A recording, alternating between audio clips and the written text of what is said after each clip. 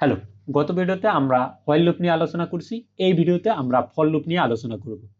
For লুপের বিস্তারিত আরো পড়াশোনা যখন আমরা লিস্ট করব তখন লিস্টের মধ্যে কিভাবে ফর লুপ ইউজ করে সেটা নিয়ে আলোচনা করব। এই ভিডিওতে মূলত বেসিক ফর লুপটা নিয়ে আলোচনা করব। এখন আসি যে ফর লুপ কেন ইউজ করি। সাপোজ আমাদের বললো যে 1 থেকে 100 পর্যন্ত প্রিন্ট করব, তাহলে কি আমরা কি করব?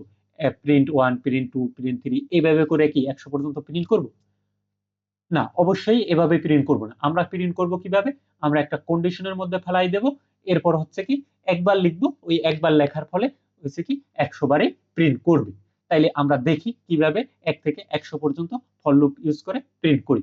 তাইলে আমরা প্রথমেই দেখব হচ্ছে কি ফর লুপের স্ট্রাকচারটা। ফর লুপের স্ট্রাকচারটা থাকে কি? প্রথমে ফর থাকে, তারপর একটা ভেরিয়েবল থাকে, তারপর ইন থাকে, তারপর হচ্ছে সিকোয়েন্স থাকে। এই সিকোয়েন্সের জায়গায় লিস্ট হইতে পারে, স্ট্রিং হইতে পারে, রেঞ্জ হইতে পারে। আমরা মূলত এই ভিডিওতে রেঞ্জটা নিয়ে একটু আলোচনা করব। দেখেন, ফরের পরে একটা ভেরিয়েবল দেব, তাহলে ভেরিয়েবলটা দিছি কি আই দিছি, এরপর ইন, এরপর দেব হচ্ছে কি রেঞ্জ। আমরা একটা রেঞ্জ দিয়ে দিলাম আর এন জি, অর্থাৎ কত পর্যন্ত আমরা প্রিন্ট করতে চাই। রেঞ্জ দিলাম কত? 100 পর্যন্ত প্রিন্ট করতে চাই, তাহলে 100।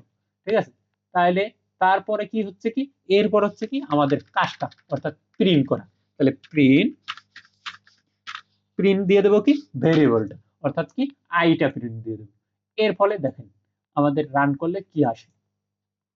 দেখেন আমাদের একটু সমস্যা হয়েছে, কি হচ্ছে যে 0 থেকে 99 পর্যন্ত প্রিন্ট করছে, কিন্তু আমরা চাচ্ছিলাম কি 1 থেকে 100 পর্যন্ত প্রিন্ট করব। এখন 0 থেকে 99 পর্যন্ত কেন প্রিন্ট করলো? কারণ হচ্ছে কি এরা বাই ডিফল্ট হচ্ছে কি 0 থেকে শুরু করে।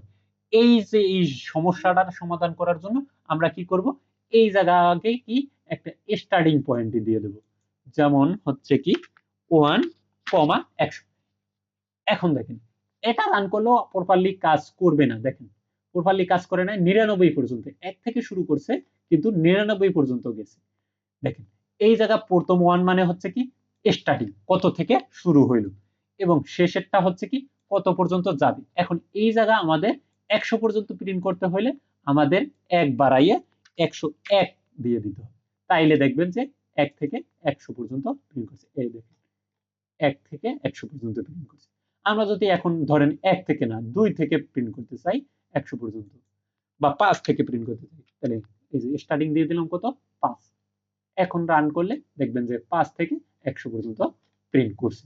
ঠিক আছে, তার মানে কি যত পর্যন্ত প্রিন্ট করতে হবে তার 1 বাড়াইয়ে দিতে হবে এই জায়গায়, আর যত থেকে শুরু করব সেইটা দিতে হবে কি প্রথমে। এইভাবে হচ্ছে কি আমরা বেসিক ফর লুপ জিনিসটা কাজ করি। পরবর্তী ভিডিওগুলোতে যখন লিস্ট করাবো তখন ফর লুপ নিয়ে আরেকটু বিস্তারিত আলোচনা করব। পরবর্তী ভিডিওগুলো সিকোয়েন্স অনুসারে দেখবেন, আশা করি পাইথন সম্বন্ধে একটা ভালো ধারণা আপনাদের হয়ে যাবে।